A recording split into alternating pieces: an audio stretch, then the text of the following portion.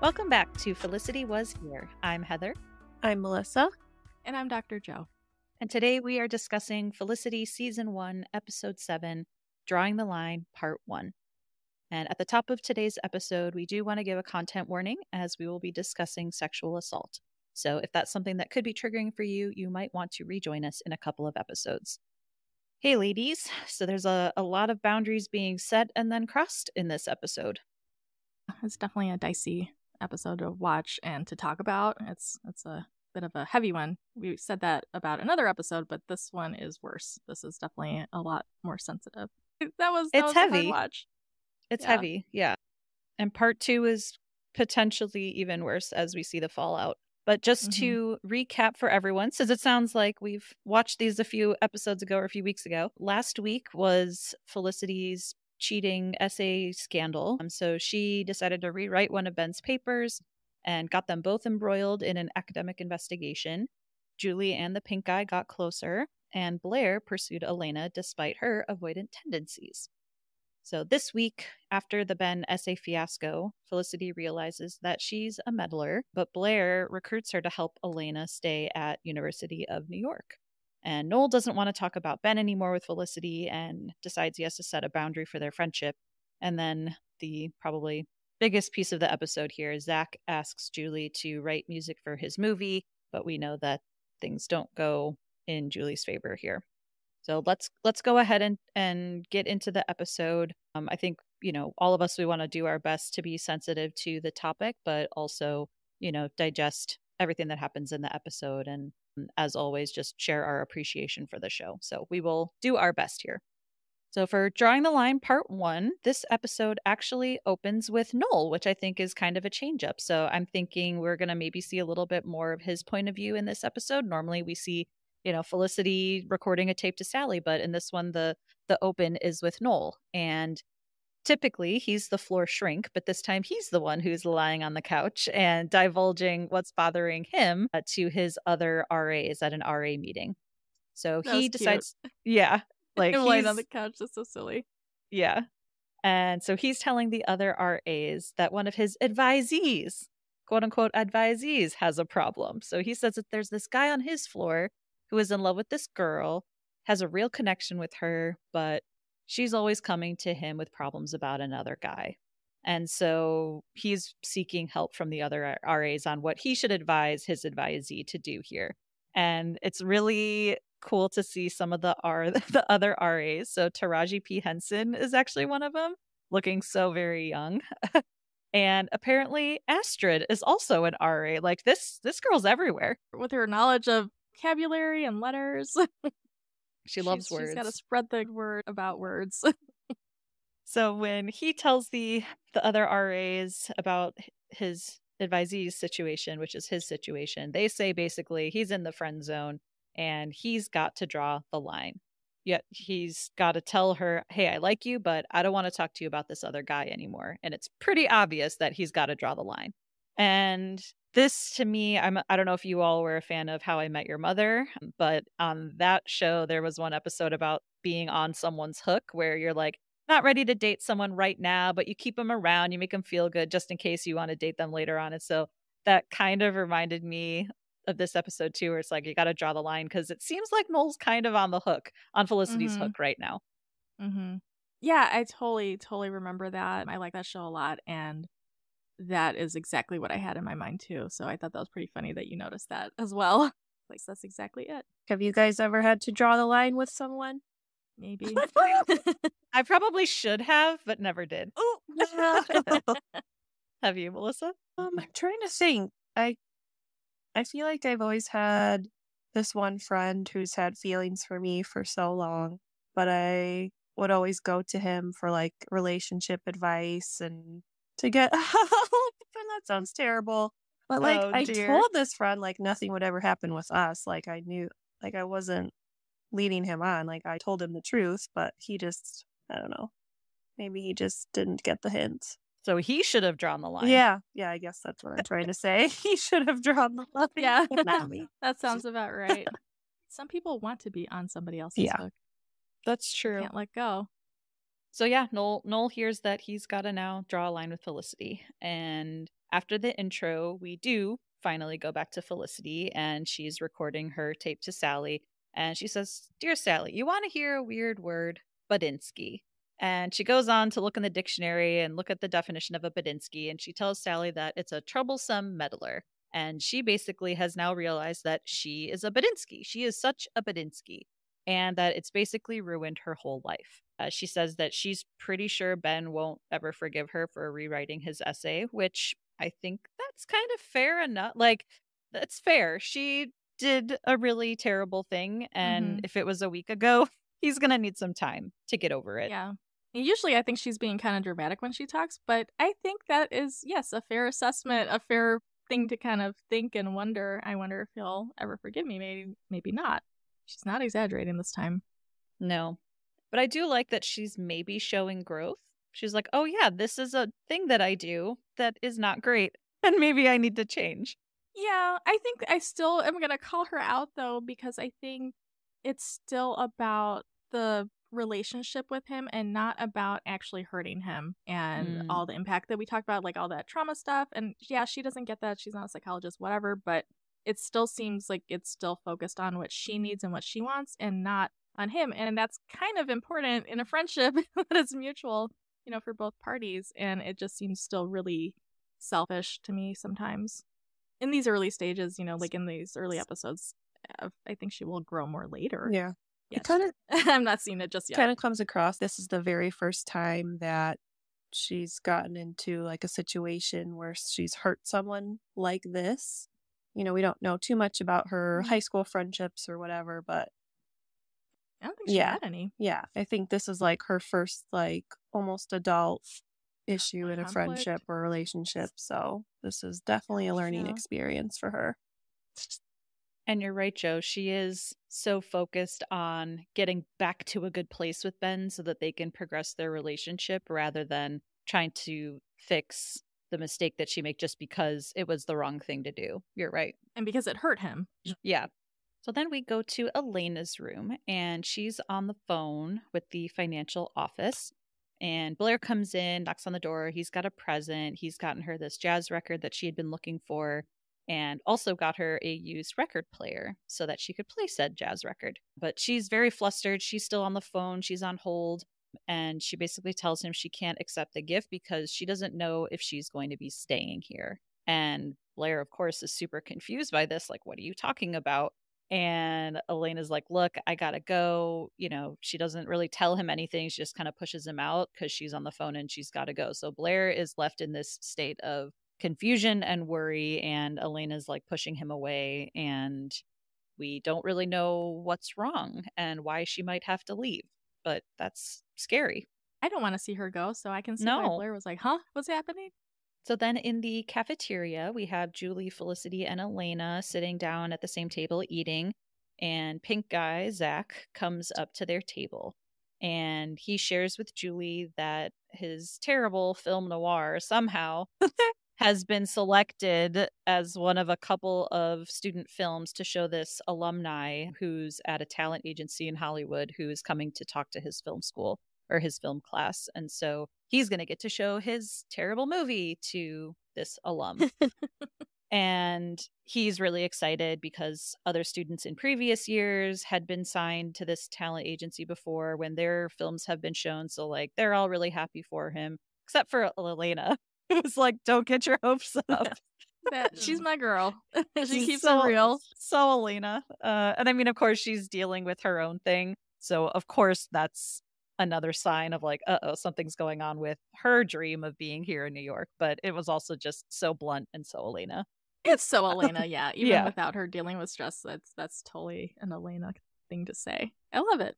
Yeah. And he's like, oh, it'd be great to have some guitar stuff to add to a couple of scenes. And he turns to Julie, and of course, that means he wants her to do it. And so she's so excited and grateful, and she says she's proud of him. And of course, she says yes, and they kiss, and he leaves. And after he leaves, Felicity's just kind of smiling and smirking at Julie because of the PDA, and, they're just admiring the fact that they're in this quote-unquote, such a great place. Julie really likes him, and she's really happy. But Elena, of course, keeps it 100 and asks if they have screwed yet. And Felicity looks at her like totally appalled, like, oh my God, Elena, you don't just ask people that. And she kind of apologizes to Julie for Elena's behavior. But Julie says no, that they haven't. So that's kind of the first insight into what has gone down between them so far, which is not much. And she seemed kind of hesitant, even with the kiss in a previous episode. Like, that was kind of a big deal for her to even do that much. So it seems like she's definitely not. Yes, they absolutely did not screw yet. That's not on her agenda.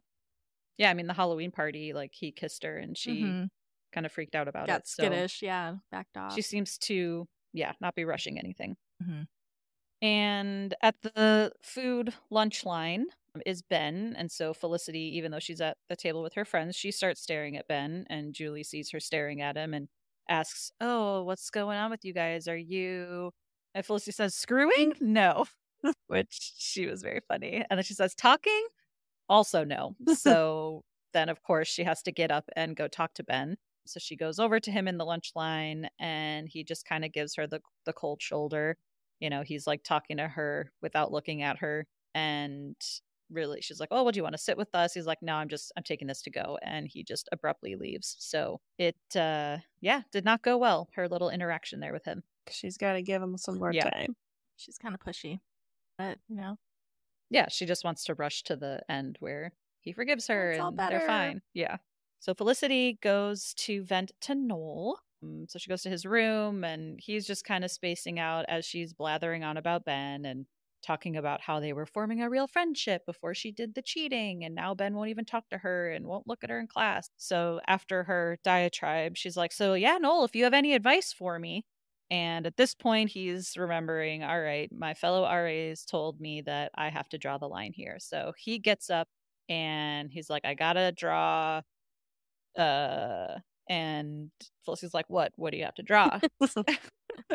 He's like, I have to draw a comparison to a friend that I know, and basically comes up with some advice out of the blue. So he was not able to draw the line, but he tells her that she should go to Ben's apartment and just say that she left something there, left a notebook, and then while looking for it, she'll have more time for conversation with Ben.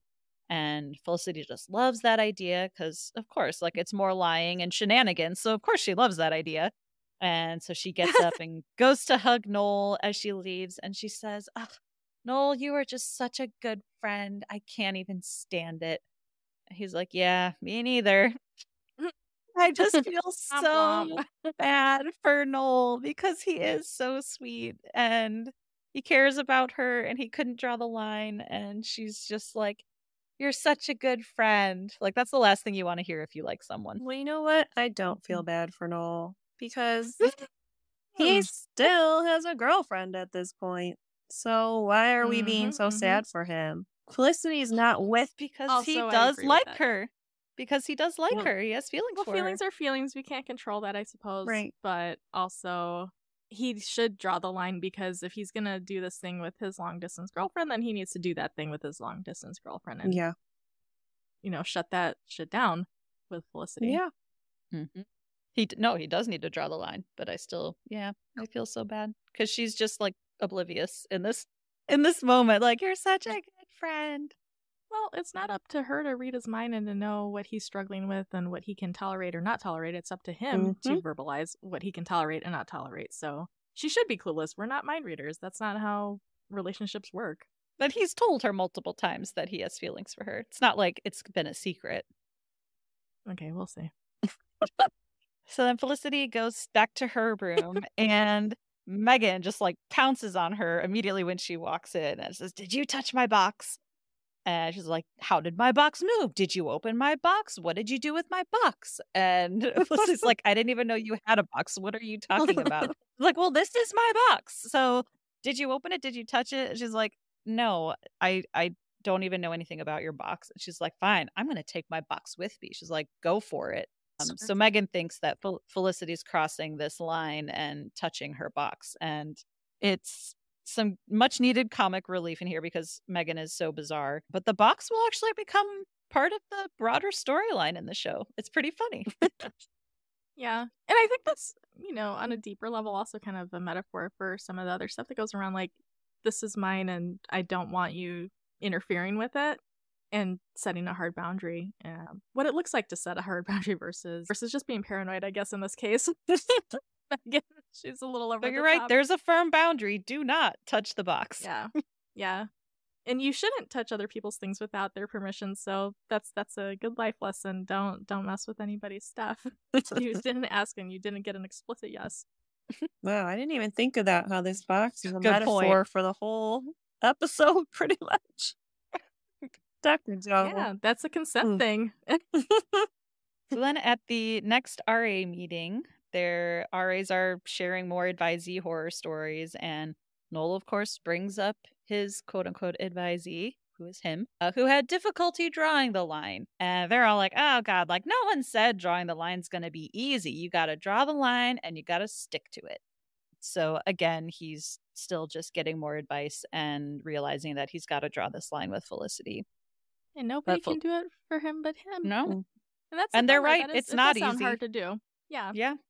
So for that, I have some compassion. Like that part of realizing I have to do this, and that's a hard thing to do. That part I can relate to and understand, or give him a pass on anyway. I mean, I can relate to having unrequited feelings too. Obviously, like that's it happened in my life. But yeah, I'll cut him a little bit of slack, just for a few minutes. Just a little. Oh boy. Oh boy. Wow. I don't know why I'm so Well, we had, anti-Noel right now, but I don't know either. I'm crabby today. Is it because you haven't watched the episode in a few weeks? Did you forget? Yes, I don't know. Maybe I'm just seeing him in man. a new light this round. And he's got such a beautiful moment at the end. Anyway, All we won't right. jump ahead. But I think Felicity, an argument can be made that he's a little bit selfish too, in a similar way that Felicity is. Mm-hmm. So I think that's where I kind of struggle, especially because I've been watching the series more recently, like through the 3rd and 4th season now. And some of this feels a little bit less than altruistic. It feels a little bit selfish and a little bit like something else, something that's not 100% friend-ish.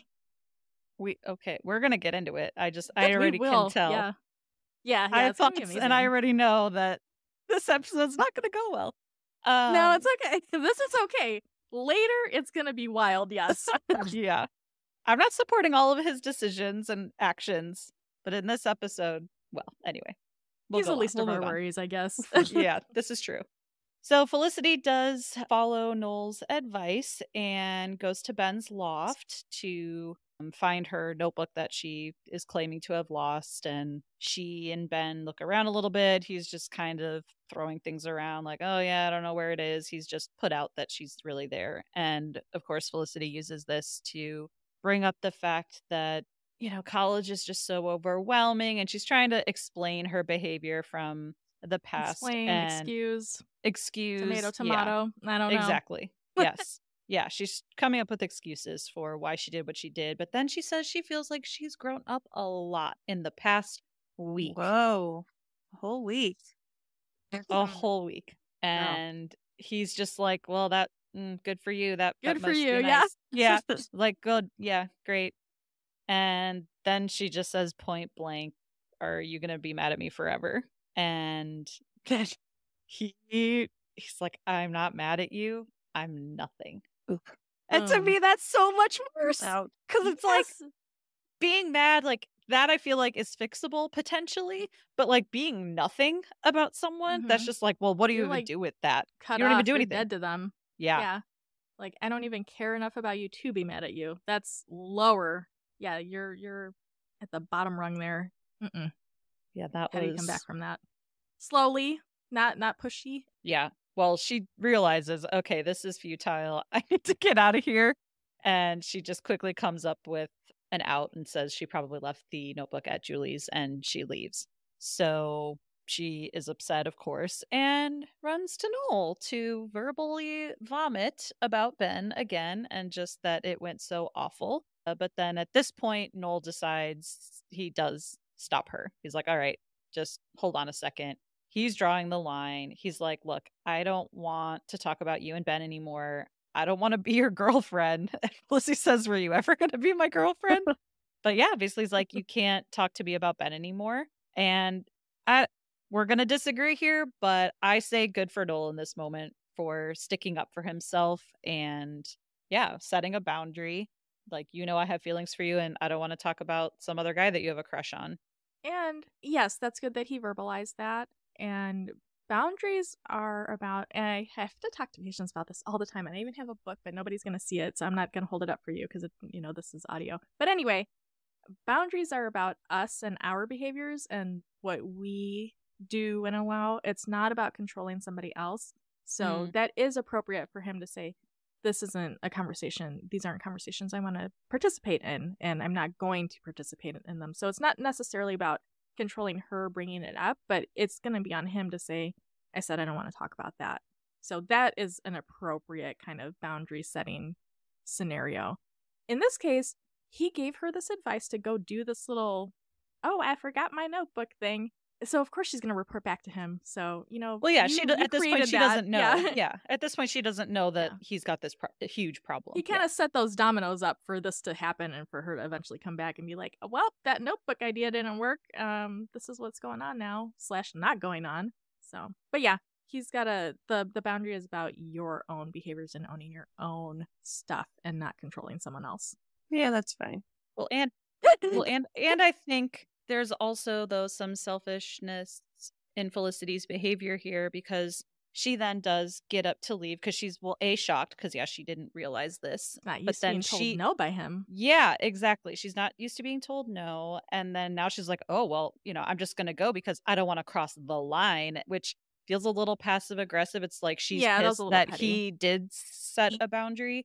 But also to me, it's like, Felicity, if you have nothing else to talk to him about except Ben, then maybe you are taking advantage of him and your friendship, or it's just a one-way friendship then. Like, you are just there because you want someone to talk to about all this Ben stuff and have this verbal diarrhea all the time.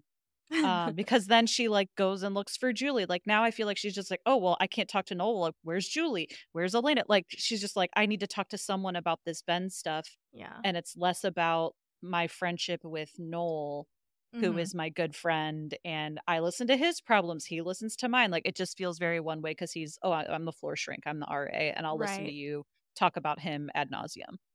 Which is wild because it wasn't too many episodes ago that she said that she could talk to him about anything, and he was like one of the best things about being in New York. So I wonder about what that was like before we got into this territory.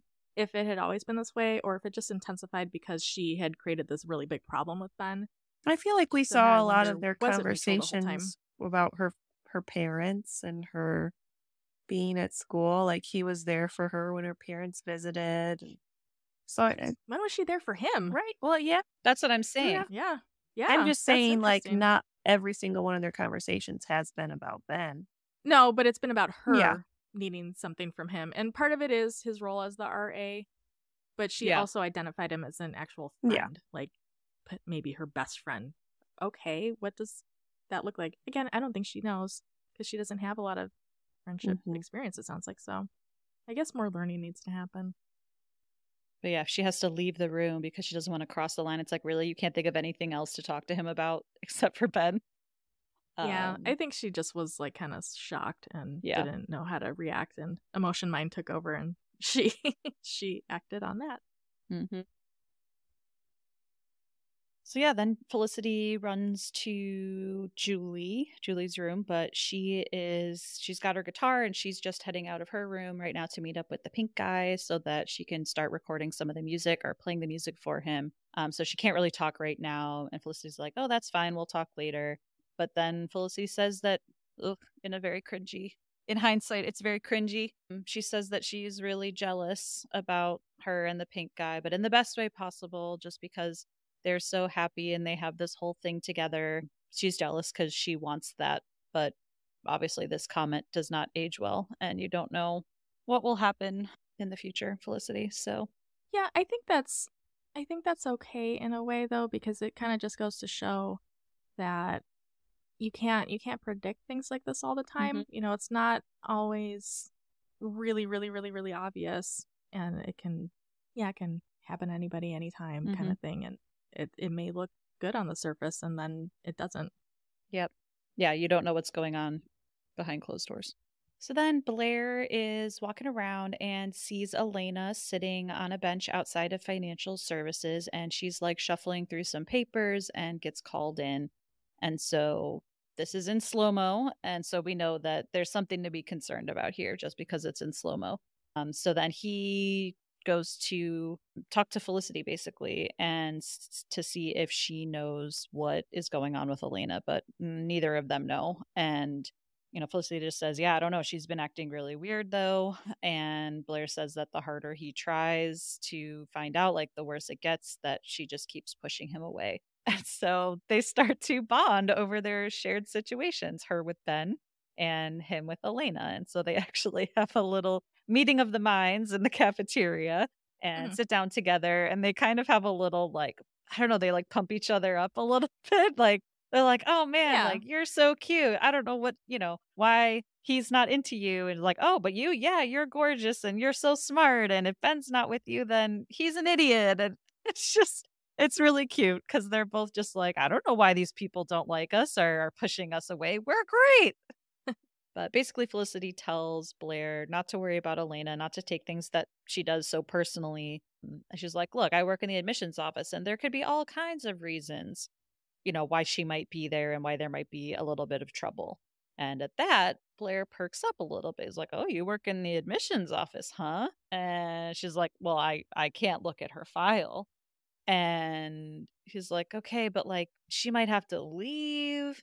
Are you sure? He's like, well, I would never ask you that. But then he's like, but could you?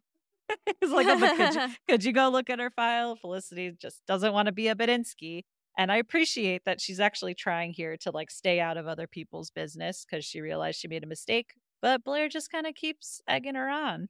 I don't think he had to try that hard. Probably not. She seems like she's always on the edge of wanting to be a buttinsky, so I don't think he had to exactly twist her arm. But it's interesting that she said, don't take things so personally. There may be, a whole bunch of things going on. And she doesn't have the insight to see, like, what else could be going on with Ben. Like, it's not just about me. Like, there's some stuff there, like thoughts and feelings of his own that maybe she could have explored instead of, yeah, who would have thought it? So that's interesting that she can apply that insight elsewhere, but not kind of reflect like, oh, this is some kind of repair that isn't just going to be like, oh, a week passed and now he should forgive me. Like, have a conversation, or make an attempt at that and not just like, are we good? That even Blair points that out. He's like, yeah, like you tell me not to take it personally, but you do with Ben. And she's like, well, but that's me and Ben. Like we're a whole different situation. Yeah. Yeah. I always read into everything he does. And look where it got you. Mm-hmm. There is no me and Ben. There's nothing. He is nothing at you. There's That's what you you got. And then Ben's way a little over here in the other end. Yeah. So good job, girl. Mm-hmm. And then later on, while Felicity's sleeping in the middle of the rainy night, she kind of rolls over and sees Megan is standing over her with her box again, asking, did you look in my box? She's like, did you pick it up? She's like, no, I didn't touch your box. I didn't pick it up. She's like, did you shake it? She's like, how could I shake it if I never picked it up? So Megan's freaking out about her box again. And Felicia's like, say that I did pick it up. Then what? Like, who cares? Like, just leave me alone. And Megan's like, all right, well, I'm buying a fingerprinting kit. And she leaves. So she's convinced that Felicity's looked in her box. But now Felicity is up and she's all riled up in the middle of the night and frustrated. And so now she bursts into Noel's room. He's sleeping. So she wakes him up now. And she's outraged at him that he drew the line. Who are you to draw a line? You can't just draw a line like this. And Noel's, waking up, but he's like, well, what are you going to force me to talk about Ben?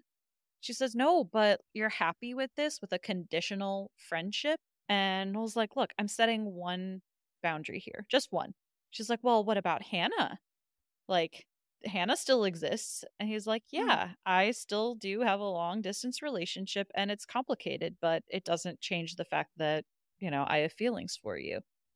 And she just says like, Noel, you keep doing this. You keep saying that you're fine being friends with me, but really you have all these deep feelings for me going on in the secret.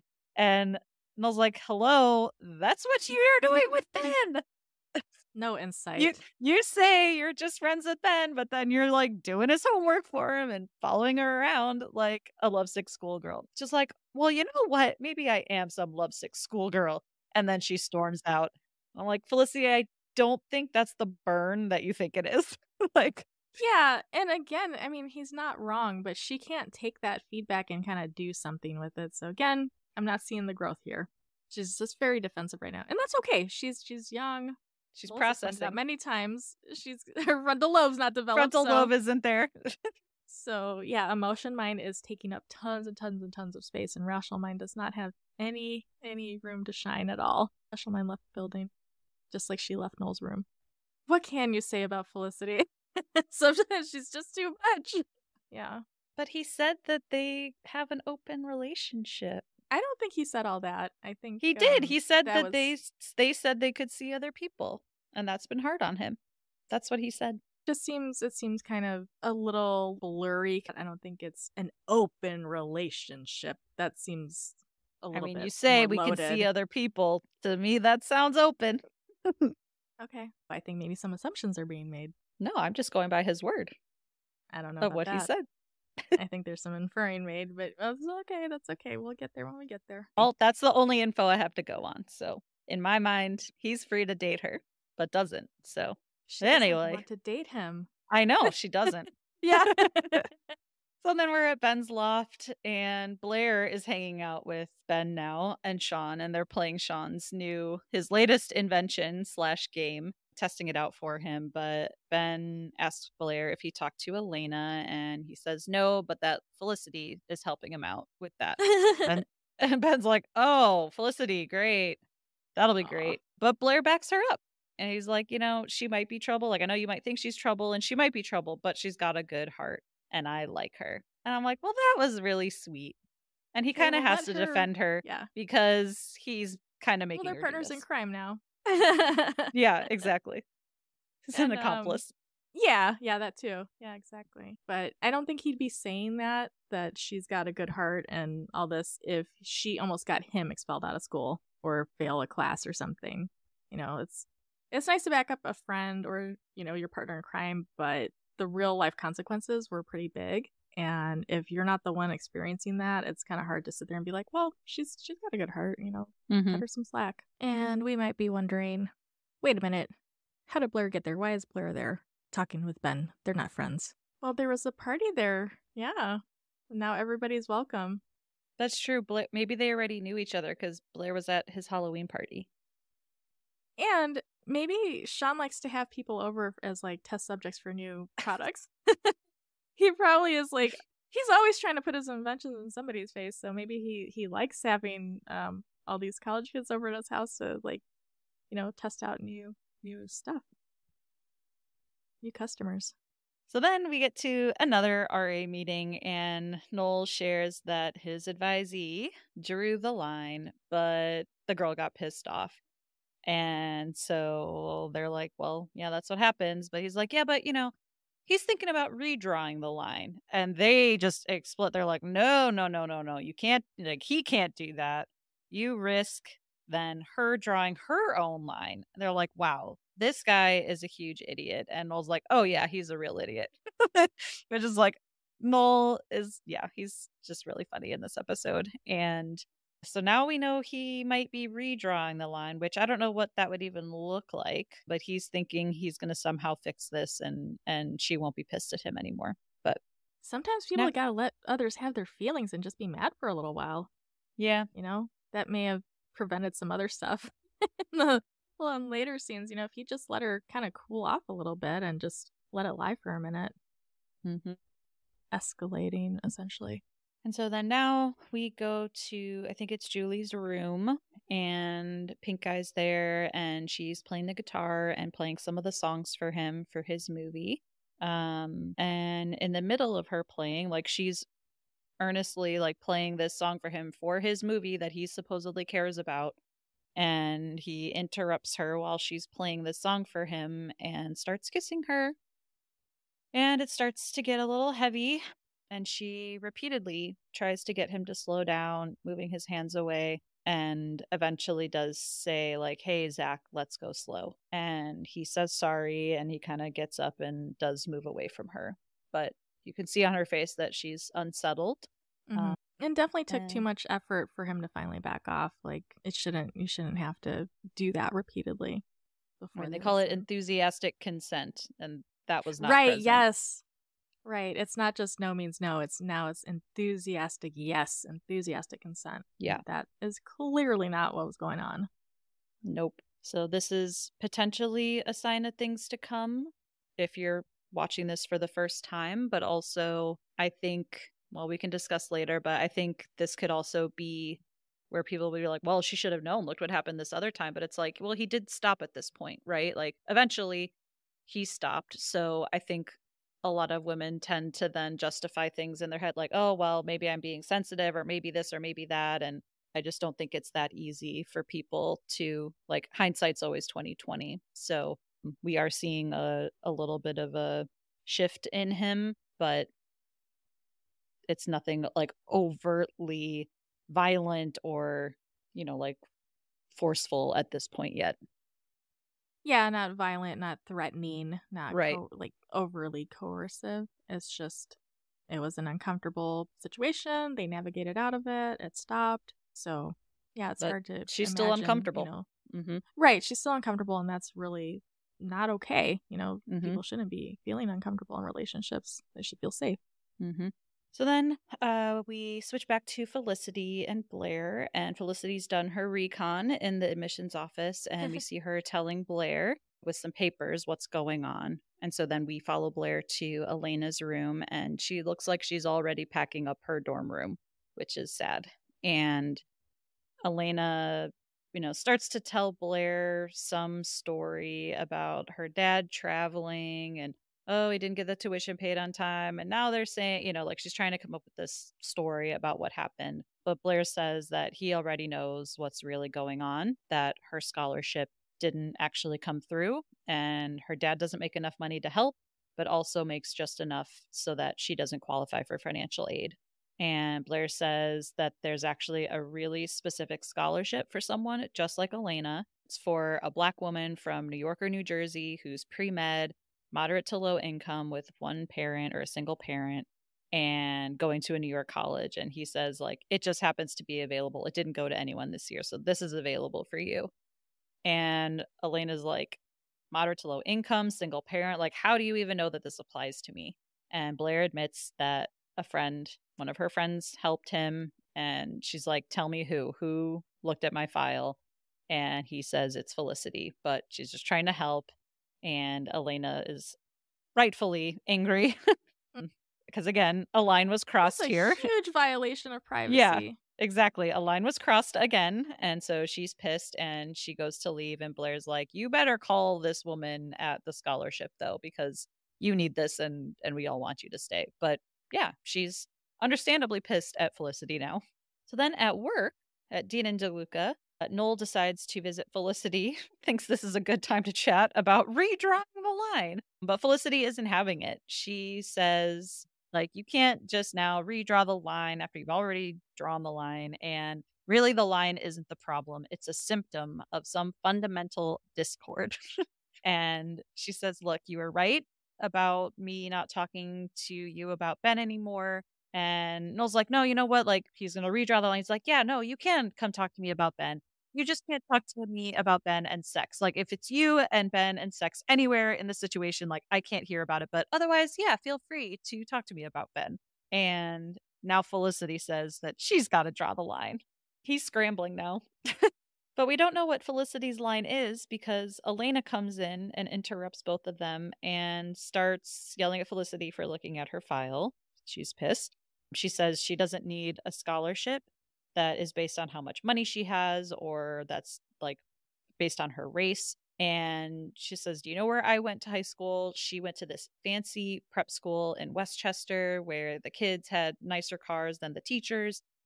And she says that she was there because they paid for her to be there because she's low income and because she's Black. And Felicity says, yeah, but you're also smart. And Elena says that it didn't matter, that everyone just saw her as basically a diversity case, right? And she's like, the scholarship that she was supposed to get for UNY was based on merit. And that was a promise that she made to herself, that she wouldn't be a cliche. And she basically doesn't want a handout. So then she leaves, and things don't get resolved with Noel and Felicity either, because now Felicity's upset and just kind of walks away. So I can kind of understand Elena's point here. Obviously, I'm a white woman, so I will not understand the position that she's in. Like, I think that's her choice and decision, and I would respect that if that's what she wanted. These days, I think there's, still this discussion around affirmative action, and now it's, in the Supreme Court, and things are getting overturned, and it's just like, I can't believe 25 years later, like, we're still having this discussion. Yeah, I remember I am a woman of color. And I remember talking with the guidance counselor in high school, and she basically told me to not even bother applying to the university I did end up going to, because I probably wouldn't get in and to apply to this lower standard university. And I was like, great. So, fast forward, I have a doctorate now, so joke's on you. Exactly. I can do things. But that was painful. That was awkward. Yeah, and that stayed with me. That is a painful thing that I had in my head, and it's like, am I only here because of that, or like, am I good enough? And that's a hard thing to sit with. Obviously, I'm smart enough because I did get a doctorate at some point. That happened, but at the time, going through school, it's like, why am I here? Is it because I deserve it, or because it's a diversity thing? Is it some mixture of both? And there's a lot of insecurity there. So I'm glad that they talked about that in the episode, because that's a very real feeling, and it's painful. Yeah. So then, because, Noel didn't get things resolved with Felicity at Dean and DeLuca, he goes to the next RA meeting and again brings up the guy and tells them that he redrew the line. And they're just all in disbelief. And Astrid's like, all right, this isn't just any friendship. Like, there's something deeper here. And she turns to Noel and she's like, look, quit playing games and just be honest with her. Like, you just have to be a good friend to her. If anything is ever going to happen, it'll happen, but only if you are still friends. And so at this point, Noel's like, oh, the jig is up. And he asks all the other RAs, like, did you always know it was me? And they're like, oh, yeah, absolutely. They knew the whole time. Yeah, so that is funny. It's cute that they played along for at least a little while. But yeah. And that's some good comic relief, too. We need a little levity here and there. Yes. And yeah, because now it gets more serious. So then we see that it's dark back at the dorms, and Julie and Zack come back in the hallway. They're kind of like stumble a little bit up to her door, and they're like laughing really loud. And I think he's got a beer in his hand too. So I think the impression here is that they've been drinking a little bit. But as she unlocks her door, she tells Zack, like, this was really fun, recording the music, hanging out, and then coming back here. And he kisses her, and they, go back into her room and close the door. That's all we see of the situation, thankfully. So then in Elena's room, she's still packing, and Noel knocks on the door and comes in.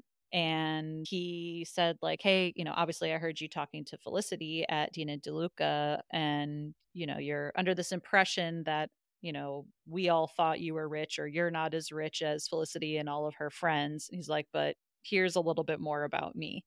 And he explains that he got a scholarship from his high school, but it was only like $1,000, so barely anything. That'll be like one semester of books. And that he applied for a bunch of grants, got a few of them, again, just a drop in the bucket. He said he took out massive loans. They're going to follow him till he's 30, but I would argue probably later. And that he begged a bunch of companies for corporate sponsorships. And he said, like, he had absolutely zero shame in trying to find all these different ways that he could pay for college. Because he said he figured no one was going to judge him on how he got through college, but they might judge him if he didn't go at all. And he tells Elena, like, I know you thought I was rich, but I'm not. And here's the thing, like, no one really cares how you pay for school. But the kids who didn't get into UNY, they would absolutely hate you for your attitude right now. And she kind of smiles. And as he gets up to leave, he does say, like, look, I'm not going to pretend that I've gone through all the things that you've gone through. said, but if there were a scholarship for white Irish Catholic kids with preppy clothes and web pages, I'd grab it. Absolutely no shame, like no hesitation. And so she kind of laughs at that and he leaves. And that's my hottest Noel moment Hmm. of the episode, just his little speech, because she's like, you're giving me a speech. He's like, well, it's a speech kind of moment. And he's got the great lighting on his face. And yeah, that's my favorite Noel moment, is him giving his big Noel speech again. And this feels like a building of a genuine friendship where it's not about some underlying affection or something. It's just a genuine regard for the other person. And that feels a lot more legit than some other friendships, but that's all I'll say. No, it's true. And I also feel like this is, like, we obviously know a lot about Felicity's life, and we're hearing now a little bit more about Elena and also Noel in this episode. Like, we don't know a ton about their lives. We know a little bit now about Ben's father and his relationship with his parents and why he's wanted to leave. But I feel like this is the first episode where we might be digging a little bit deeper into both Elena and Noel and where they come from and what their lives were like. Like, we know that he had a long distance girlfriend named Hannah, but other than that, like, I feel like we don't know much about his family or where he's come from. So I liked being able to hear a little bit more about both of these Get some characters in insight. this episode.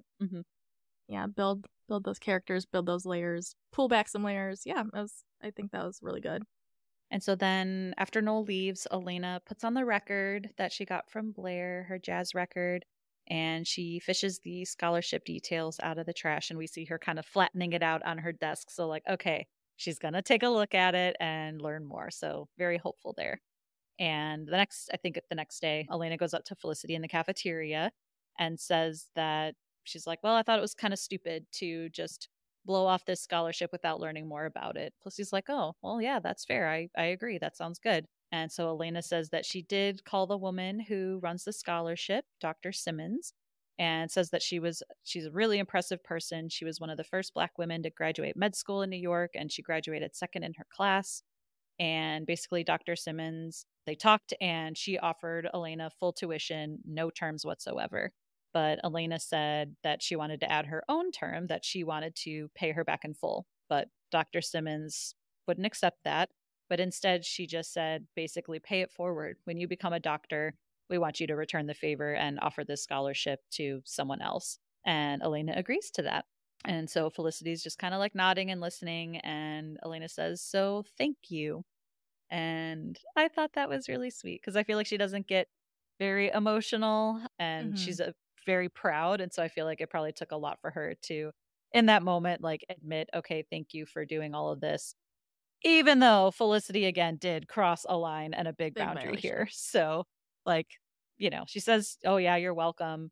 And then as Elena walks away, Felicity turns around and Ben appears. And he says, hey, Blair told me what you did, to help Elena. That was really cool. And this time. then this time. Yeah. So then they actually go and sit together. So it looks like somehow Blair's words had an impact. And now Ben is potentially open to repairing a friendship. Yeah. Softening a little bit. He's at least talking to her. So this time, being a buttinsky did turn out okay for Felicity. And for the other person she buttinskied. Yes. More importantly. The buttinsky. Yes. And I think that exchange that Elena had with Dr. Simmons, that was another example of setting boundaries. These are the terms that I find acceptable. This is how I want to participate in this transaction we're doing together. So that was another good example of boundaries. That is such a good point. Because that was like the promise she made to herself. She did not want a handout, right? Right. You're so smart. I just noticed it right now when you were describing. I was like, oh.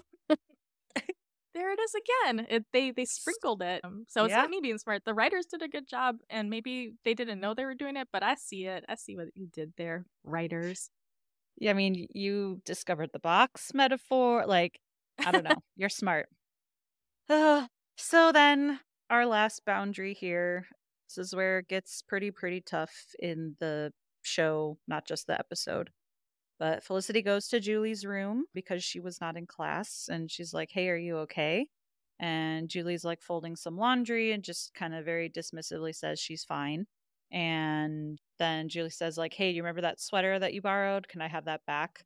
And Felicity's like, sure. Yeah. And she's like, are you sure you're okay? Like, you seem like you're being a little short. And Julie kind of bites her head off a little bit. And it was like, I just want my sweater back. Like, it makes me feel good and I want it back. And then Felicity also bites her head off. I was like, okay, great. Well, then give me my Sarah McLachlan CD that you borrowed and we won't owe each other anything. Julie's like, yeah, cool, fine. It's over there. Grab your CD. And so Felicity could tell like something's up. This is a weird situation, a weird conversation that we're having. And so as she goes to get that Sarah McLachlan CD, she sees that Julie's sheets are in the trash. And so that's a big, big, big red flag. And so she presses her again, like, what's going on? And Julie says that her and Zack came back to her room last night. And Felicity says, did you sleep with him? And Julie says that he was pretty aggressive and that he just fell asleep when he was finished, rolled over and fell asleep. And I thought that that was very careful language there from the writers. It wasn't like fell asleep when we were done.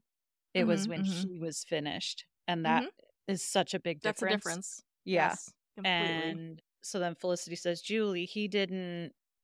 And it's almost like the R word, right? Like we as women don't even want to say that word. Like they both are kind of dancing around the word and what happened here. And Julie says that she just sat in her chair all night and then says that she doesn't know why she's so surprised. She's like, ugh, I don't even know why I'm so surprised. And Felicity says, sad. but you didn't want to have sex with him. And Julie says, no.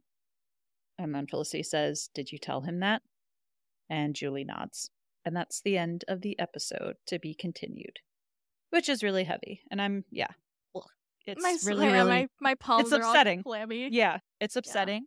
Next week, obviously, we will see the fallout of Julie's rape and how she reacts and how Felicity and her friends try to rally around her and support her however they think they can. But I think to talk about this episode specifically and not get ahead of ourselves, I think something that this episode does very tactfully is not sensationalize the moment that it happened. I think there are so many shows and movies these days, even like Game of Thrones, that use really graphic violence against women for entertainment. And I really appreciate that they didn't show it happening. Like, yes, we got a little hint of it earlier in the episode, but like, we don't have to see it all happening to understand what the heck happened, right? And I also think that this is a very realistic situation. Like, we talk a lot about how we feel like Felicity is pretty relatable.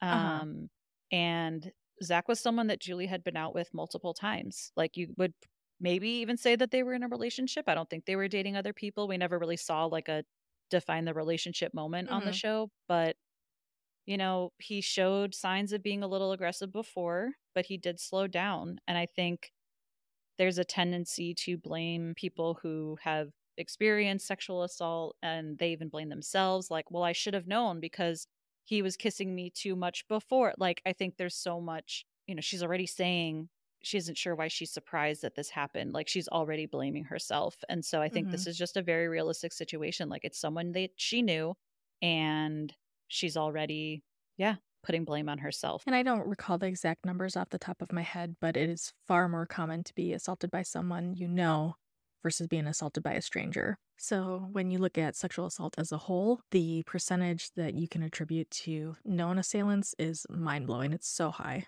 Yeah. I looked it up before this episode. It's 77%.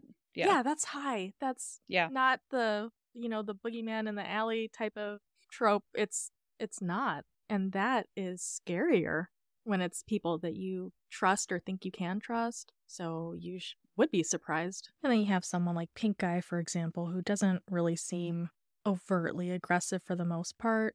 Non-threatening. Yeah, kind of inept at dating. Yeah, there's not a stereotype. There's no single profile. And this might be a little bit more in the next episode, but I do appreciate too that in this show they unequivocally say, despite the fact that they were dating, despite the fact that they were drinking that night, despite the fact that she didn't scream or fight him off, like, this was rape. And we'll get into that more next episode. But I think for me, I was in middle school when this show came out. And I think it was just really, really powerful for young people growing up to see this portrayal. The idea of date rape, I think, was just starting to kind of become a thing when we were younger. Like, most people thought of it, like you said, like it's a stranger in a parking garage who attacks you and rapes you and walks away. But it's like, no, most of them happen with people that you know. And so I think this shit, like this stuck with me till today even. Like, but when you're going to college, this is something that you have to be aware of and concerned about. And yeah, women, we're pretty much scared all the time that this is going to happen. And so I think it's just a very realistic portrayal in this episode. So typically we ask, if this episode or if Felicity still holds up today. And I'm actually very surprised that something from 25 years ago was handled this in such a sensitive way, in such a careful way, caring way. I wish that this part of the show wasn't still relevant, that we were like, oh, wow, that used to happen. Unfortunately, it is still something that we are working through as a society and need to understand better. I mean, I think about the Brock Turner case that was just a few years ago. Like, he only went to jail for 3 months for assaulting a woman in college. And that was an already rare case of someone being prosecuted and then also convicted, but then he only got 3 months. He was only in jail for 3 months. So I think so many excuses are made for the perpetrator, but I think what this show shows is that sexual assault and rape ruins lives. This might be a tiny spoiler alert, but Julie is never the same after this episode. And justifiably, but like they keep it real in this show. And unfortunately, yeah, it is something that we all have to think about. Right. And I do appreciate that about the show, that it wasn't like something like an after school special where things just got resolved in 1 episode or 2 episodes. Like, this did stay with her because it does stay with people. Well, this is definitely not the end of Drawing the Line. Part 2 is coming next week, where, as I mentioned, we're going to get a little bit more into the aftermath of what happens to Julie. So again, there will continue to be trigger warnings and content warnings in the next episode, but we will again try to handle it as carefully as we can. This week for our hay counter, we only had 10 hays. I think whenever people are fighting, there tend to be fewer hays because they just get right to the point. They're like, what did you mean by that? How dare you draw a line? So fewer hays this week, but it's like half of our record so far. Yeah. So yeah, we'll keep counting the hays. Hopefully there's also some more comedic relief, but I think, next couple episodes are going to be pretty serious. So we're hoping to talk everyone through it as we continue on. Thanks for joining us this week. Thank you. Bye. Bye. Felicity Was Here is produced, written, and edited by Heather, Melissa, and Dr. Joe. You can find us on Instagram and TikTok at Felicity Was Here Pod. If you're enjoying the pod, please leave us a review and help us spread the word. We appreciate you and would love to hear from Felicity superfans like us. So send us your feedback, ask us your burning questions, or just say hey at felicitywasherepod@gmail.com. We may even read your note in a future episode. Talk to you all next week.